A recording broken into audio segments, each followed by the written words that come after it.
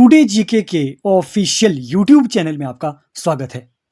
जैसा कि आप जानते हैं हम एचपी टेट की प्रिपरेशन कर रहे हैं, एचपी टेट जून 2025, जिसमें आज हम जीके सेक्शन में सभी जीके के क्वेश्चन को डिटेल में डिस्कस करेंगे जो कि एचपी नॉन मेडिकल टेट नवंबर 2024 में पूछे गए थे। सभी जो क्वेश्चन हैं उन्हें हम डिटेल में डिस्कस करने वाले हैं। तो स्टार्ट करते हैं आज के फर्स्ट क्वेश्चन से। जो ये क्वेश्चन के आंसर होंगे ये एज पर फाइनल आंसर की के अकॉर्डिंग होंगे। तो सभी क्वेश्चन को हम डिटेल में पढ़ने वाले हैं। तो स्टार्ट करते हैं फर्स्ट क्वेश्चन। पिट्स का इंडिया एक्ट कब बना था? क्वेश्चन 1 है, पिट्स का इंडिया एक्ट कब बना था? When was Pitt's India act enacted? तो पिट्स इंडिया एक्ट से क्वेश्चन बना है। तो फर्स्ट ऑप्शन है 1756, 1856, 1776, 1784। तो आपको डायरेक्टली पता होना चाहिए कि पिट्स इंडिया जो एक्ट था वो 1784 में आया था, 1784 एडी में आया था। तो डायरेक्टली ये पॉइंट आप याद रखेंगे। आपसे जो है वो कई बार जीके सेक्शन में भी जो है वो एचपी टेट में देखा गया है कि रिपीट क्वेश्चन होते हैं, तो प्रीवियस ईयर के क्वेश्चन तो मोस्ट इंपॉर्टेंट बन जाते हैं। और भी कुछ जो है वो क्वेश्चन जैसे इस बार पिट्स इंडिया एक्ट पूछा गया था, उसी तरीके से नेक्स्ट बार हो सकता है कि आपसे कोई और एक्ट पूछा जाए और डेट्स आपसे डायरेक्टली पूछा जाए। जैसे कि एक एक्ट है रेगुलेटिंग एक्ट। रेगुलेटिंग एक्ट कब आया था तो आपसे पूछे जा सकती है डेट। तो आप ये भी नोट करके रखेंगे कि जो रेगुलेटिंग एक्ट था वो 1773 में आया था। रेगुलेटिंग एक्ट, जो ये रेगुलेटिंग एक्ट था, इस एक्ट के तहत ही है जो हमारे सुप्रीम कोर्ट, सर्वोच्च न्यायालय की स्थापना हुई थी। सबसे पहले कहाँ पे हुई थी? कोलकाता में हुई थी। और जो हमारे सुप्रीम कोर्ट के सबसे पहले जो न्यायाधीश थे, मुख्य न्यायाधीश, वो थे एलिजा एम्पे। एलिजा एम्पे जो थे वो हमारे प्रथम मुख्य न्यायाधीश बने थे सर्वोच्च न्यायालय के। रेगुलेटिंग एक्ट के तहत ही जो है वो सर्वोच्च न्यायालय की स्थापना हुई थी। रेगुलेटिंग एक्ट कब आया था? 1773। नेक्स्ट टाइम के लिए इंपॉर्टेंट क्वेश्चन बन जाता है। और भी कुछ डेट्स है जो आपको पता होनी चाहिए, क्योंकि डायरेक्टली इनडायरेक्टली जो है वो यहीं से आपसे क्वेश्चन पूछे जाएंगे। जैसे कि आपसे पूछा जा सकता है कि अगस्त प्रस्ताव कब आया था? अगस्त प्रस्ताव आया था 8 अगस्त 1940 को। 1940 आप याद रखेंगे, अगस्त प्रस्ताव आया था। उसी तरीके से आपसे पूछा जा सकता है कि क्रिप्स मिशन कब आया था? क्रिप्स मिशन आया था मार्च 1942 को। 1942 में जो है वो क्रिप्स मिशन आया था। उसी टाइप से जो है वो कैबिनेट मिशन कब आया था? कैबिनेट मिशन आया था 24 मार्च 1946 को। 24 मार्च 1946 को कैबिनेट मिशन आया था। तो ये सभी डेट्स आप ध्यान में रखेंगे, इंपॉर्टेंट हो जाते हैं आपके अपकमिंग एग्जाम के लिए। जो कैबिनेट मिशन था उसी की सिफारिश से ही जो है वो संविधान सभा का गठन हुआ था। तो इतने पॉइंट इस क्वेश्चन से हमने याद कर लिए। जो पॉइंट्स भी आपको पता नहीं है उन्हें आप नोट करते हुए चलेंगे। हमारी जो ये सीरीज है यहीं से आपको जो है वो डायरेक्टली क्वेश्चन देखने को मिलेंगे आपके अपकमिंग टेट के एग्जाम में। तो इतने क्वेश्चन यहां से हमने कवर कर लिए। पिट्स इंडिया एक्ट कब आया था? 1784 में आया था। ये भी आप जो है वो ध्यान रखेंगे। नेक्स्ट क्वेश्चन देखते हैं। नेक्स्ट क्वेश्चन है, पानीपत की दूसरी लड़ाई कब हुई थी? When did the second battle of Panipat takes place? कई बार, मोस्ट बार ये क्वेश्चन पानीपत की वॉर से जो है वो रिपीट हो चुका है कि पानीपत की सेकंड वॉर कब हुई थी। तो पानीपत की जो दूसरी लड़ाई है वो 1556 ईस्वी में हुई थी। कब हुई थी? 1556 एडी में हुई थी। किस किस के बीच में हुई थी? अकबर और हेमू के बीच में हुई थी पानीपत की दूसरी लड़ाई। और इस अकबर और हेमू में जो है वो, इस बैटल में जो है वो अकबर की जो है वो विजय हुई थी। अकबर इसमें जीता था। तो इस बार जो है वो पानीपत की दूसरी बैटल पूछी गई थी। तो हम जानते हैं कि पानीपत के जो है वो टोटल 3 जो है वो लड़ाइयाँ हुई थी, 3 युद्ध हुए थे। तो आपको पता होने चाहिए तीनों की कब हुए थे। तो पानीपत का जो प्रथम युद्ध है वो 1526 में हुआ था। 1526 नोट करेंगे अगर आपको जो है वो इसके बारे में जो है वो पता नहीं है। तो पानीपत की प्रथम लड़ाई जो है वो 1526 में हुई थी। बाबर और इब्राहिम लोदी के बीच हुई थी, जिसमें बाबर जो है वो जीता था। पानीपत की दूसरी जो बैटल है वो 1556 में हुई थी, जो इस क्वेश्चन में पूछा गया है। किस किस के बीच में? अकबर और हेमू के बीच में हुई थी, जिसमें अकबर जीता था। और पानीपत की जो तीसरी लड़ाई है वो जो है वो 1761 में हुई थी। कब हुई थी? 1761 में हुई थी। अहमद शाह अब्दाली और मराठों के बीच जो है वो ये बैटल हुई थी, जिसमें अहमद शाह अब्दाली की जो है वो विन हुए थे, यानी कि जीते थे अहमद शाह अब्दाली। उसी तरीके से आप जो है वो एक और बैटल यहीं से याद रखेंगे, बक्सर की लड़ाई। बक्सर की लड़ाई कब हुई थी? 1764 में हुई थी। कई बार क्वेश्चन बना है। प्लासी का युद्ध कब हुआ था? 1757 में हुआ था। इसी तरीके से आप ये सभी जो बैटल्स है इन्हें भी याद रखेंगे, क्योंकि जो है वो पूछी जाती है आपके एग्जाम में। नेक्स्ट क्वेश्चन डिस्कस करते हैं। नेक्स्ट क्वेश्चन है क्वेश्चन नंबर 33। अंग्रेजों ने रणजीत सिंह के साथ कब मैत्री की? When did the British make a friendship treaty with Ranjit Singh? Ranjit Singh के साथ जो है वो अंग्रेजों ने कब ट्रीटी की थी? तो ये आप डेट याद रखेंगे, 1809 ईस्वी। 1809 ईस्वी को जो है वो अंग्रेजों ने जो है वो रणजीत सिंह जी के साथ जो है वो ट्रीटी कर दी थी, जिसे जो है वो ट्रीटी ऑफ अमृतसर भी कहा जाता है। कब हुई थी? 1809 ईस्वी में हुई थी। डायरेक्टली अगर आपसे ये क्वेश्चन जो है वो नेक्स्ट टाइम भी पूछा जा सकता है कि अंग्रेजों ने रणजीत सिंह के साथ कब ट्रीटी की थी? 1809 ईस्वी में की थी। नेक्स्ट क्वेश्चन देखते हैं। नेक्स्ट क्वेश्चन है, अगस्त 2024 में नरेंद्र मोदी ने किन दो देशों की यात्रा की थी? तो ये एक तरीके से करंट अफेयर भी नहीं कह सकते, न्यूज़पेपर की कटिंग से ये क्वेश्चन आपसे पूछा गया है। तो अगस्त 2024 में नरेंद्र मोदी ने किन किन देशों की जो है वो यात्रा की थी? तो ये आप याद रखेंगे, यूक्रेन और पोलैंड। यूक्रेन और पोलैंड की जो है वो नरेंद्र मोदी जी ने 2024 अगस्त में यात्रा की थी। तो आप देख पा रहे होंगे कि डायरेक्टली न्यूज़पेपर के कटिंग से भी आपसे जो है वो एचपी टेट में क्वेश्चन पूछा गया है, तो इंपॉर्टेंट हो जाता है न्यूज़पेपर देखना भी। नेक्स्ट क्वेश्चन देखते हैं। क्वेश्चन नंबर नेक्स्ट, यह किसने कहा था Indira is India, India is Indira? Who said this? Indira is India, India is Indira. तो ये एक स्टेटमेंट है, एक जो है वो किसने ये कहा था? ये कहा था आपका ए ऑप्शन है मोरारजी देसाई, बी है डी के बरुआ, सी है जगजीवन राम और डी है जयप्रकाश नारायण। तो ये जो स्टेटमेंट है ये है डी के बरुआ की, डी के बरुआ। तो ये पॉइंट आप नोट करेंगे कि डी के बरुआ ने क्या कहा था, इंदिरा इज इंडिया और इंडिया इज इंदिरा। यहीं से हम एक और स्टेटमेंट याद कर लेते हैं जो कि जो है वो इंपॉर्टेंट है। एक स्टेटमेंट है, स्वराज हमारा जन्मसिद्ध अधिकार है। ये किसने कहा था? तो ये आप याद रखेंगे, ये कहा था बीजी तिलक ने, यानी कि बाल गंगाधर तिलक ने कहा था स्वराज हमारा जन्मसिद्ध अधिकार है। तो हमने एक स्टेटमेंट यहाँ से इस क्वेश्चन से और याद कर ली। नेक्स्ट क्वेश्चन देखते हैं, फ्रीडम फ्रॉम फियर किसके द्वारा लिखी गई थी? तो ये एक बुक है, फ्रीडम फ्रॉम फियर। ये जो बुक है ये किसके द्वारा लिखी गई थी? रिपीटेड क्वेश्चन है एचपी टेट एग्जाम का। ये जो बुक है ये लिखी गई थी ओंग सान सू की द्वारा। किसके द्वारा? ओंग सान सू की द्वारा। तो नोट करके रखेंगे ये, क्योंकि 2-3 बार ये क्वेश्चन रिपीट हो चुका है एचपी टेट के एग्जाम में, अगली बार भी जो है वो हो सकता है। नेक्स्ट क्वेश्चन देखते हैं, कांग्रेस फॉर डेमोक्रेसी नामक दल किसने बनाया? Who formed Congress for democracy? A option है मोरारजी देसाई, बी है बाबू जगजीवन राम, सी के कामराज और डी जयप्रकाश नारायण। तो ये जो कांग्रेस फॉर डेमोक्रेसी है ये जो है वो ये बनाया था बाबू जगजीवन राम द्वारा। किसके द्वारा? बाबू जगजीवन द्वारा ये जो है वो बनाया गया था Congress for democracy. Next time अगर क्वेश्चन पूछा जाएगा तो एज इट इज़ ये क्वेश्चन पूछा जाएगा। नेक्स्ट क्वेश्चन देखते हैं, क्वेश्चन नंबर 38। मौलिक अधिकारों को कितनी श्रेणियों में वर्गीकृत किया गया है? यानी कि in how many categories fundamental rights are classified. पूछा गया है डायरेक्टली कि कितने फंडामेंटल राइट है हमारे इंडियन कॉन्स्टिट्यूशन में। तो आपको पता होगा, इजी क्वेश्चन है, 6 फंडामेंटल राइट है, 6 मौलिक अधिकार है हमारे भारतीय संविधान में। अगर आपसे यहीं से हम कुछ क्वेश्चन और भी रिवाइज कर लेते हैं, जैसे कि अगर आपसे पूछे कि हमारे मूल संविधान में, ओरिजिनल कॉन्स्टिट्यूशन में कितने फंडामेंटल राइट थे, तो आप याद रखेंगे 7 फंडामेंटल राइट थे हमारे ओरिजिनल कॉन्स्टिट्यूशन में। तो ये जो 7वां जो मूल अधिकार था ये था संपत्ति का अधिकार। इसे जो है वो कानूनी अधिकार बना दिया गया था। कानूनी अधिकार बना दिया गया था कौन से कॉन्स्टिट्यूशनल अमेंडमेंट से बना दिया गया था? ये क्वेश्चन भी कई बार पूछा जाता है, एचपी टेट एग्जाम में पूछा भी गया था। तो ये था 44th कॉन्स्टिट्यूशनल अमेंडमेंट एक्ट, 44वां संविधान संशोधन 1978 में संपत्ति के अधिकार को जो है वो कानूनी अधिकार बना दिया गया था और आर्टिकल 300A में जो है वो संपत्ति के अधिकार को रखा गया था। हम मौलिक अधिकार की यहाँ पे बात कर रहे हैं। जो मौलिक अधिकार है ये भारतीय संविधान में जो है वो यूएसए के संविधान से जो है वो मौलिक अधिकार लिए गए थे। जो मौलिक अधिकार है ये कौन से पार्ट में है? ये है भाग 3 में, पार्ट 3 में जो है वो मौलिक अधिकारों को रखा गया है। पार्ट 3 को जो है वो भारतीय संविधान का मैग्ना कार्टा भी कहा जाता है। Magna carta of Indian constitution है पार्ट 3। तो इतने पॉइंट्स हमने मौलिक अधिकारों से यहाँ से रिवाइज कर लिए। मौलिक अधिकार प्रेजेंट में कितने हैं? 6 है। ये ही इस क्वेश्चन में पूछा गया था।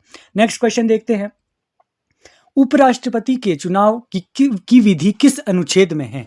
उपराष्ट्रपति के निर्वाचन की विधि इस क्वेश्चन में पूछी गई थी। Method of election of vice president किस आर्टिकल में है? तो ये आपको याद रखना है, आर्टिकल नंबर 66। आर्टिकल 66 में क्या है कि उपराष्ट्रपति का जो चुनाव है, जो निर्वाचन है, वो किस तरह से होगा, किस तरीके से होगा, ये किस में मेंशन है?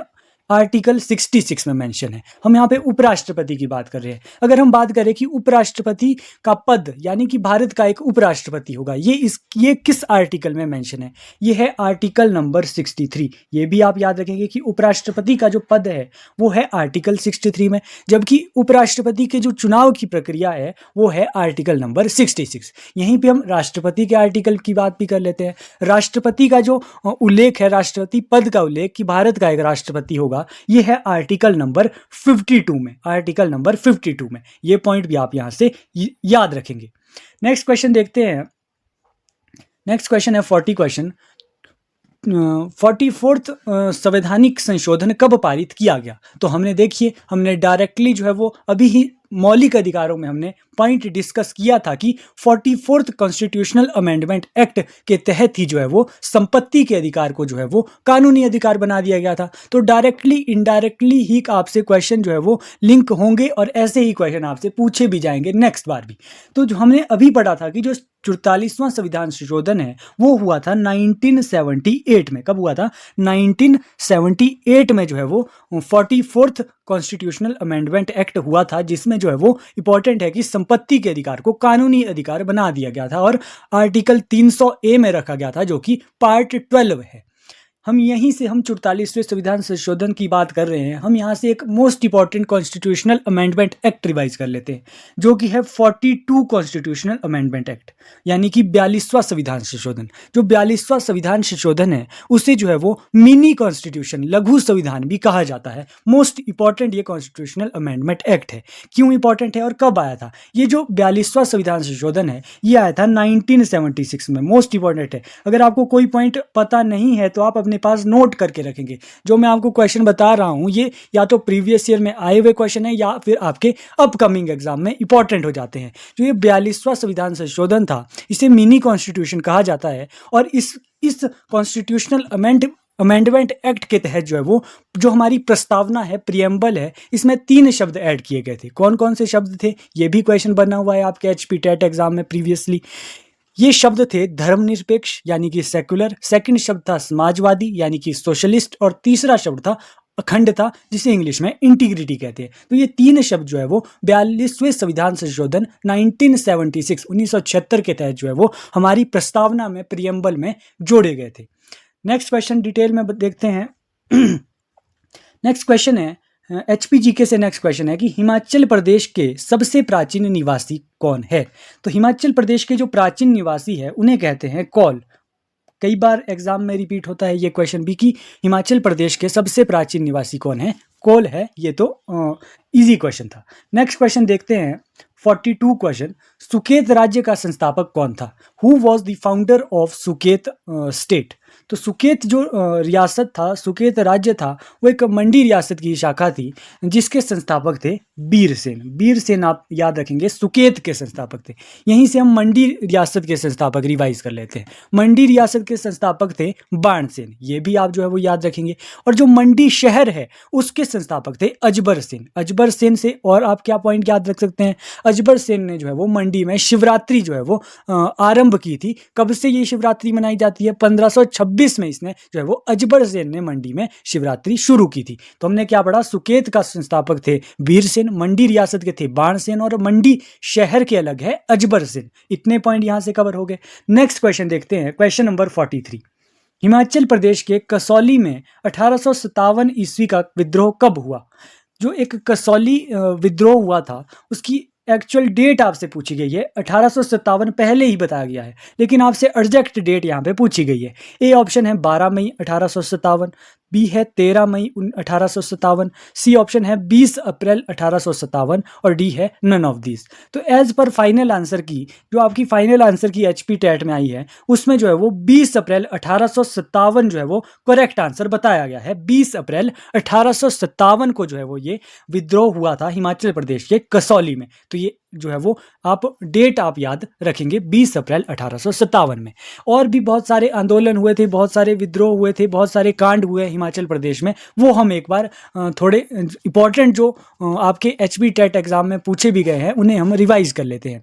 जैसे कि एक मोस्ट इंपॉर्टेंट है धामी गोली कांड। धामी गोली कांड कब हुआ था? धामी गोली कांड आप याद रखेंगे 1939 में हुआ था। ये सभी को याद है कि 1939 में हुआ था, लेकिन पूरी एग्जैक्ट डेट क्या है? जैसे कि आप यहाँ पे भी देख पा रहे हैं कि 1857 तो इसमें भी पहले ही से जो है वो ऑप्शन में दिया हुआ था, लेकिन धामी गोली कांड जो है वो एग्जैक्ट 16 जुलाई 1939 में हुआ था। ये पॉइंट आप याद रखेंगे, 16 जुलाई 1939। और भी कुछ आंदोलन है जैसे कि दुमह आंदोलन।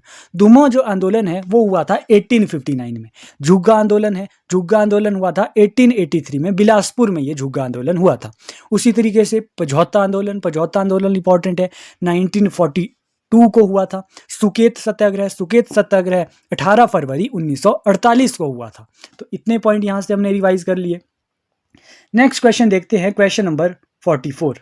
साच पास किस जिले में स्थित है? तो साच पास जो है वो, साच जो दर्रा है वो हमें देखने को मिलता है, यहाँ पे ऑप्शन है लाहौल स्पीति, चंबा, कांगड़ा और किन्नौर। हमें पता है कि साच पास जो है वो चंबा में स्थित है। जो साच पास है वो चंबा और पांगी को जोड़ता है। क्या कोई और भी दर्रा है जो चंबा और पांगी को जोड़ता है? बिल्कुल है, एक है दराटी दर्रा। दराटी दर्रा और साच दर्रे हैं, ये दो दर्रे हैं जो चंबा और पांगी को जोड़ते हैं। हम यहाँ पे चंबा के दर्रों की बात कर लेते हैं, तो हम कुछ और दर्रे भी यहाँ पे पढ़ लेते हैं चंबा के। एक है कुगती दर्रा। कुगती दर्रा कहाँ पे है? भरमौर और लाहौल को जोड़ता है कुगती दर्रा। छोबू दर्रा, दुग्गी जोत, कालीचो दर्रा, छोबिया दर्रा, शिप्तिंग दर्रा, ये जो सभी दर्रे मैंने आपको बताए ये चंबा जिले में है, जो कि भरमौर और लाहौल को एक जो है वो जोड़ते हैं। जबकि हमने साच दर्रा और दराटी दर्रा पढ़े जो चंबा और पांगी को जोड़ते हैं। तो यहाँ से आप जो है वो जब कोई किसी भी डिस्ट्रिक्ट के पास को आप रिवाइज कर रहे होते हैं तो आप जो है वो सभी पासिस को एक बार जो है वो उस डिस्ट्रिक्ट के रिवाइज एक साथ करेंगे, तभी ये आपके दिमाग में ऑटोमेटिकली फिट होंगे जब आप बार बार इसका रिवीजन करेंगे। एक और बात है कि अगर आपको इन वीडियोस की पीडीएफ चाहिए तो आप क्या कर सकते हैं कि वीडियो के डिस्क्रिप्शन बॉक्स में आपको जो है वो टुडे जीके का इंस्टाग्राम पेज का जो है वो लिंक मिलेगा। आप जो है वो टुडे जीके के इंस्टाग्राम पेज में जो है वो कॉन्टैक्ट कर सकते हैं, डीएम कर सकते हैं। वहाँ पर आपको जो है वो मिनिमम कॉस्ट में इन जो है वो वीडियो की जो है वो पीडीएफ जो है वो अवेलेबल कर दी जाएगी। नेक्स्ट क्वेश्चन है, क्वेश्चन नंबर 45। हिमाचल प्रदेश में वर्षा का औसत क्या है? कि हिमाचल प्रदेश का जो what is the average rainfall in Himachal Pradesh? A option है 90 सेंटीमीटर, बी है 120 सेंटीमीटर, सी है 140 सेंटीमीटर और डी है 160 सेंटीमीटर। तो बहुत सी बुक में जो है वो ये क्वेश्चन जो है वो लिखा गया है, तो इसका राइट आंसर है 160 सेंटीमीटर। जो है वो जब ये क्वेश्चन आया था एचपी टेट में तो काफ़ी कंफ्यूजन हो रही थी कि 120 सेंटीमीटर इस क्वेश्चन का राइट आंसर होगा। नहीं, ऐसा नहीं है, 160 सेंटीमीटर हमने एक दो बुक में देखा है, वहाँ पे लिखा है कि 160 सेंटीमीटर 1600 mm। ये तो यहाँ पे सेंटीमीटर में बात की गई है, अगर mm में यहाँ पे पूछा जाए तो 1600 mm होगा इसका करेक्ट आंसर, और 160 सेंटीमीटर यही इस क्वेश्चन का राइट आंसर है। जो फाइनल आंसर की है उसमें भी 160 सेंटीमीटर ही इस क्वेश्चन का राइट आंसर बताया गया था। हम यहाँ पे हिमाचल प्रदेश में रेनफॉल की बात कर रहे हैं, वर्षा की बात कर रहे हैं, तो हम ये भी यहाँ से रिवाइज कर लेते हैं कि हिमाचल प्रदेश में सबसे ज़्यादा वर्षा कहाँ होती है। हिमाचल प्रदेश में सबसे ज़्यादा वर्षा होती है धर्मशाला में। धर्मशाला में वर्षा होती है, कितनी वर्षा होती है? 3400 mm वर्षा होती है धर्मशाला में, 3400 mm। और सबसे कम कहाँ पे होती है? सबसे कम होती है स्पीति में होती है, कितनी? 500 mm। 500 mm या फिर 50 mm भी, 50 सेंटीमीटर में अगर हम बात करें तो 50 सेंटीमीटर होगा। तो इतने पॉइंट हमने यहाँ पे कवर कर लिए। नेक्स्ट क्वेश्चन देखते हैं। नेक्स्ट क्वेश्चन है 46 क्वेश्चन। टॉन्स किसकी सहायक नदी है? यहाँ पे नदियों से, रिवर से यहाँ से हर बार आपके एग्जाम में क्वेश्चन पूछा जाता है हिमाचल प्रदेश की ज्योग्राफी से। तो जो टॉन्स है वो हमें पता है कि यमुना की जो है वो सबसे बड़ी सहायक नदी है टॉन्स नदी। हम एक बार यमुना नदी को एक बार रिवाइज कर लेते हैं डिटेल में। यमुना नदी हम पढ़ रहे हैं, यमुना नदी का वैदिक नाम है कालिंदी। यमुना नदी का उद्गम स्थान जो है वो कुलिंद पर्वत है उत्तराखंड में। यमुना नदी हिमाचल प्रदेश में एकमात्र जिला सिरमौर से बहती है। सिरमौर के खोदर माजरी में एंट्री करती है और ताजेवाला से हरियाणा की तरफ जो है वो यमुना नदी जाती है। यमुना नदी की सहायक नदियाँ कौन कौन सी है? टॉन्स नदी है, गिरी नदी है, बाटा नदी है। जो टॉन्स नदी है वो यमुना की सबसे बड़ी सहायक नदी है जो इस क्वेश्चन में पूछा गया है। टॉन्स की फर्दर कुछ सहायक नदी है जैसे कि पब्बर नदी हो गई। पब्बर नदी कहाँ से निकलती है? चांसल दर्रे से निकलती है और टॉन्स नदी में आ जाके मिलती है। उसके बाद गिरी नदी कहाँ से निकलती है? कुप्पड़ चोटी से निकलती है और कहाँ पे किसकी सहायक है? यमुना नदी की मेन सहायक रिवर है। तो इतने पॉइंट हमने यमुना रिवर से भी रिवाइज कर लिए। नेक्स्ट क्वेश्चन देखते हैं। नेक्स्ट क्वेश्चन है हिमाचल प्रदेश में कितने राष्ट्रीय उद्यान है? How many national parks are there in Himachal Pradesh? यहाँ पे नेशनल पार्क से क्वेश्चन पूछा गया है। तो हमें पता है कि हिमाचल प्रदेश में जो वो राष्ट्रीय उद्यान 5 राष्ट्रीय उद्यान है। कौन कौन से हैं यहीं पे हम रिवाइज कर लेते हैं। हिमाचल प्रदेश में 5 राष्ट्रीय उद्यान है। पहला है great Himalayan national park. Great Himalayan national park कहाँ पे है? कुल्लू में है। सबसे बड़ा ये नेशनल पार्क है। 1984 में इसकी स्थापना हुई थी। सेकेंड है खीर गंगा नेशनल पार्क। खीर गंगा जो नेशनल पार्क है वो भी कुल्लू डिस्ट्रिक्ट में है और 2010 में इसकी स्थापना हुई थी। और इंद्र किला एक नेशनल पार्क है, तीसरा नेशनल पार्क, जो भी कुल्लू डिस्ट्रिक्ट में है और 2010 में जिसकी स्थापना हुई थी। तो ये तीनों जो नेशनल पार्क है, ग्रेट हिमालयन नेशनल पार्क, खीर गंगा नेशनल पार्क और इंद्र किला नेशनल पार्क, ये जो तीनों नेशनल पार्क है ये कुल्लू जिले में है। और चौथा नेशनल पार्क है पिन घाटी national park, pin valley national park, जो कि लाहौल स्पीति में स्थित है और 1987 में इसकी स्थापना हुई थी। सिंबलवाड़ा नेशनल पार्क है फिफ्थ, जो कि हिमाचल प्रदेश के सिरमौर जिले में स्थित है और 2010 में इसकी स्थापना हुई थी। तो आप ये स्थापना कब हुई थी, एस्टेब्लिशमेंट ईयर और कौन से डिस्ट्रिक्ट में है, ये भी यहाँ से याद रखेंगे। अगर आपको कोई पॉइंट जो है वो क्लियर नहीं है तो आप कमेंट बॉक्स में बता सकते हैं। हम आपको जो है वो अपने सजेशन दे सकते हैं अगर आपको कोई पॉइंट जो है वो समझ नहीं आता है। नेक्स्ट क्वेश्चन देखते हैं, क्वेश्चन नंबर 48। हिमाचल प्रदेश विधानसभा के उपाध्यक्ष कौन है? Who is the deputy speaker of Himachal Pradesh legislative assembly? तो यहाँ पे पूछा गया है विधानसभा के उपाध्यक्ष। तो वर्तमान में हिमाचल प्रदेश के विधानसभा के उपाध्यक्ष है विनय कुमार। विनय कुमार आप याद रखेंगे, डेप्टी स्पीकर है विनय कुमार। विनय कुमार एमएलए भी रहे हैं, मतलब एमएलए भी आजकल है। कौन सी विधानसभा सीट से एमएलए है? रेणुका जी से ये विनय कुमार जो है वो एमएलए भी है, जो कि डेप्टी स्पीकर है विधानसभा के। ये तो उपाध्यक्ष की बात होगी, डेप्टी स्पीकर की बात होगी। हमारा वर्तमान स्पीकर कौन है, यानी कि अध्यक्ष कौन है विधानसभा के? वो है कुलदीप सिंह पठानिया। कुलदीप सिंह पठानिया भी यहाँ पे ऑप्शन में है। तो ये है अध्यक्ष कुलदीप सिंह पठानिया। कौन सी सीट से ये एमएलए है? ये है भटियात सीट से।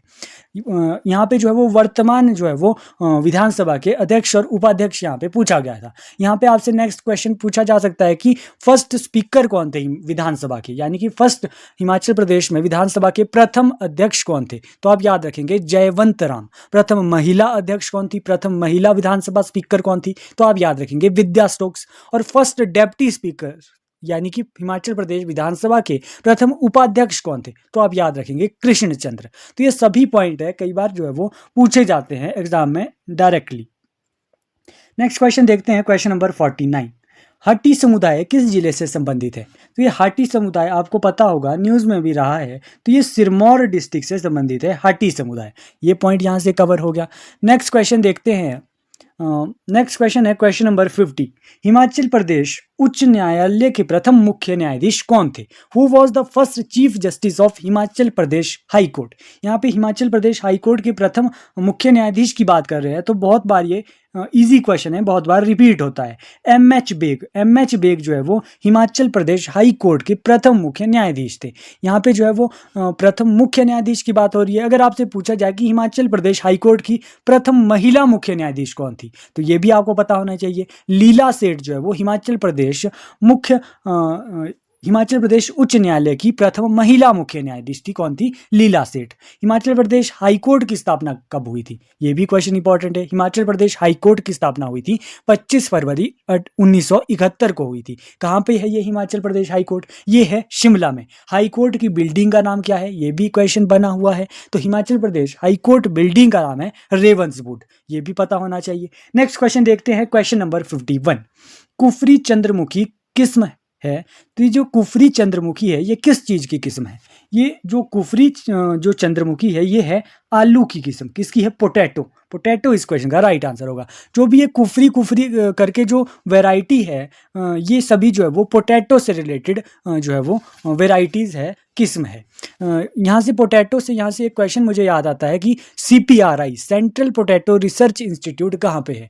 तो सेंट्रल पोटैटो रिसर्च इंस्टीट्यूट एक तो कुफरी में है, कई बार जो है वो कुफरी ऑप्शन में नहीं होता है। तो कुफरी के अलावा शिमला में कहाँ है? कुफरी के अलावा जो है वो बेम्बलोई भी कई बार ऑप्शन में देखने को मिलता है। शिमला में ही है बेम्बलोई, वहाँ पे भी है सेंट्रल पोटैटो रिसर्च इंस्टीट्यूशन। तो ये दोनों आप कुफरी और बेम्बलोई याद रखेंगे, कई बार जो है वो पूछे गए हैं।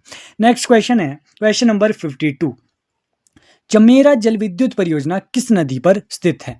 On which river is Chamera hydro electric project situated? तो ये जो चमेरा जल विद्युत परियोजना है ये चंबा जिले में है, और चंबा जिले में रावी नदी के ऊपर जो है ये बनी है चमेरा जल विद्युत परियोजना। जो ये चमेरा जल विद्युत परियोजना है ये 3 परियोजनाएं हैं, चमेरा 1 परियोजना, चमेरा 2 परियोजना और चमेरा 3 जल विद्युत परियोजना।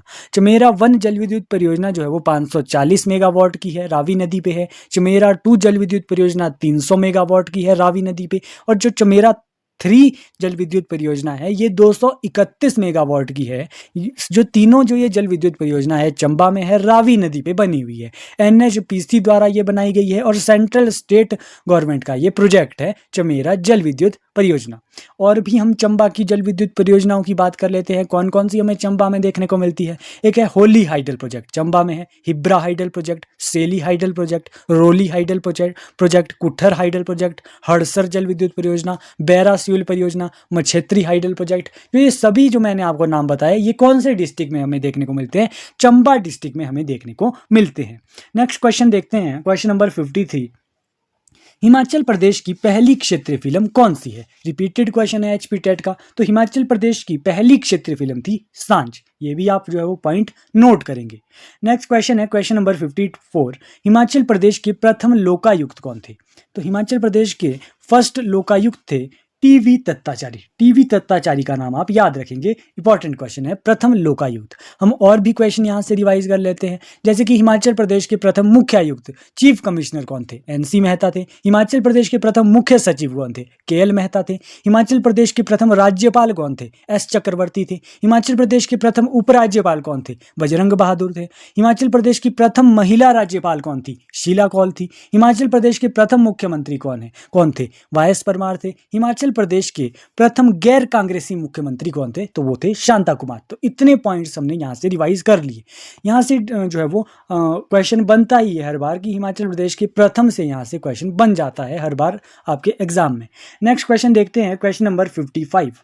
हमीरपुर किस वर्ष जिला बना था? इंपॉर्टेंट क्वेश्चन है। हिमाचल जो हमीरपुर है वो कौन से ईयर में यहाँ पे जिला जो है वो हिमाचल प्रदेश का बना था? तो हमीरपुर 1972 में, कांगड़ा से अलग हुआ था 1972 में ऊना और हमीरपुर।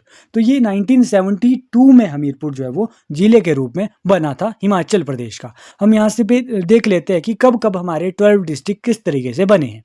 तो सबसे पहले 15 अप्रैल 1948 को क्या होता है? हिमाचल प्रदेश का क्या होता है? हिमाचल प्रदेश का गठन होता है। उस टाइम गठन के समय 1948 में हिमाचल प्रदेश में 4 जिले थे। कौन कौन से? चंबा, मंडी, महासू और सिरमौर। 4 जिले थे, चंबा, मंडी, महासू और सिरमौर। 1954 में क्या होता है? 1954 में बिलासपुर जिला एक ऐड होता है, 5 जिले हो गए। 1960 में किन्नौर जिला आता है, 1960 में हो गए 6 जिले। उसके बाद पंजाब का पुनर्गठन होता है 1966 में। में उसमें जो है वो 4 जिले और ऐड हो जाते हैं 6 के बाद। कौन कौन से? शिमला, लाहौल स्पीति, कांगड़ा और कुल्लू। इस तरीके से 10 जिले हो जाते हैं हिमाचल प्रदेश के। कब? 1966 में। और 1966 के बाद 1972 में जो है वो 3 डिस्ट्रिक्ट और आते हैं 10 जिलों के बाद। 11वां जिला है ऊना, 12वां है हमीरपुर और 13वां है सोलन जिला। लेकिन जो हमारा महासू जिला है उसे जो है वो कट कर दिया गया था 1972 में। उसके भाग को जो है वो सोलन और शिमला में जो है वो मर्ज कर दिया गया था। तो 13 में से जो है वो 13 डिस्ट्रिक्ट में से एक डिस्ट्रिक्ट को कम कर दिया गया और इस तरीके से जो है वो 12 के 12 डिस्ट्रिक्ट हिमाचल प्रदेश में बन जाते हैं। तो हमने हमीरपुर का पढ़ा 1972 में। इस तरीके से यहाँ पे आपको ये सारा जो है वो याद रखना पड़ता है। नेक्स्ट क्वेश्चन देखते हैं, क्वेश्चन नंबर 56।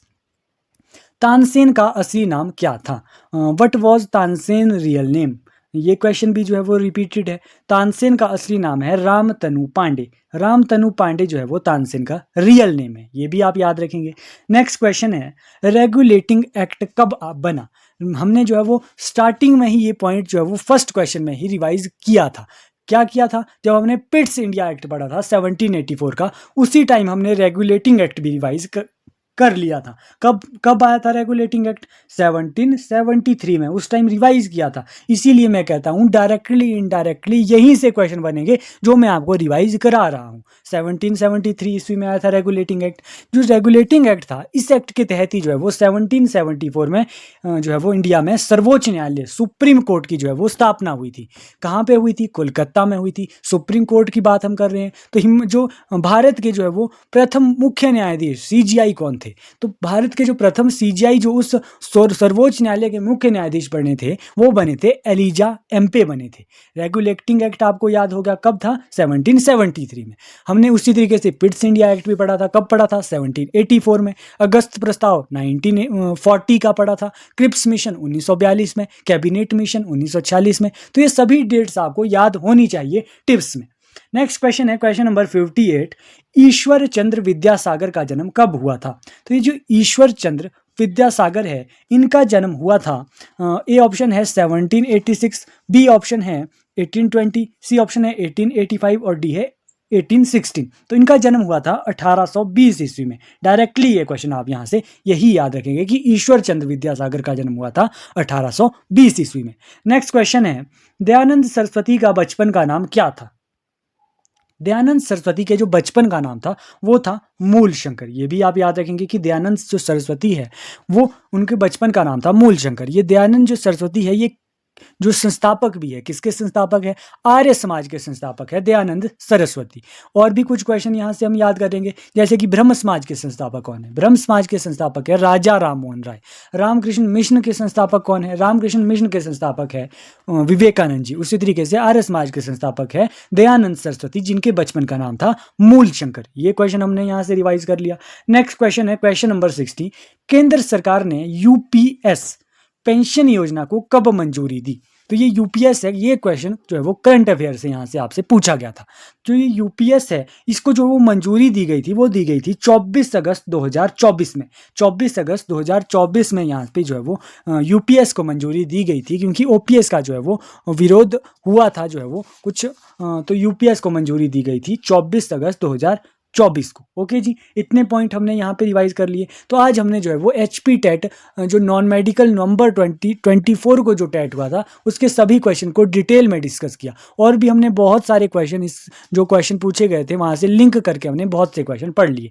तो आई होप आपको सभी जो है वो क्वेश्चन क्लियर हुए होंगे और आपको जो है वो एग्जाम में क्वेश्चन का लेवल पता चला होगा कि किस तरीके के क्वेश्चन जो है वो यहाँ से HP टेट में पूछे जा रहे हैं। आगे भी हम आपके लिए ऐसी ही वीडियो लाते रहेंगे। तब तक के लिए आप क्या करेंगे कि टुडे जीके के चैनल को लाइक, शेयर और सब्सक्राइब करेंगे। Thank you so much. मिलते हैं एक ऐसी ही वीडियो के साथ।